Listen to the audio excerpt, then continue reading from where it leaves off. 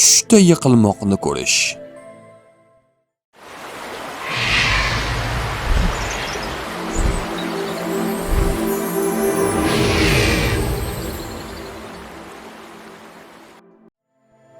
Ibn Sirin aytishicha, yuz tuban yiqilish tashvishga, xususan jang va husumat tashvishiga dalil bo'ladi.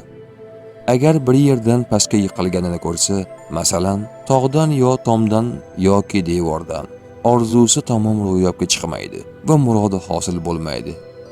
Kirmoniyning aytishicha, kimki bir joydan pastga yiqilganini ko'rsa, umid qilgan narsasiga yetolmasligini bildiradi. Agar tog'dan qulab ketsa, ahvoli yomon bo'ladi.